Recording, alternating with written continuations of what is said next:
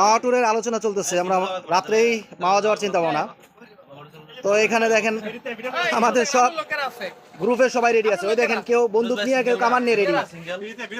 সবাই রেডি, সবাই রেডি না? তুমি কি করবা, ডুবাইবা? ও মা যে গোসল করবা। আর তুমি কি করবা? এই যে তুমি কি করবা কও? তাতে সমস্যা কি? তাতে সমস্যাটা কি বলো? বলে আজকে মাওয়া ট্যুর হচ্ছে না, সবাই রেডি? সবাই রেডি আজকে। ট্যুর প্রেমীরা এখানে রেডি। দেখেন তোমার এই প্রতিবন্ধী টায়ার নিয়ে গেলে কিন্তু বিপদ। হ্যাঁ, তো বাইকও আমাদের রেডি। দেখেন এই যে বাইক রেডি, ওই যার একটা দেখেন এই যে রেডি, সব রেডি আছে। কি হয়েছে, টায়ারের সমস্যা? এই টায়ার নিয়ে যাওয়া তো খুব রিস্ক।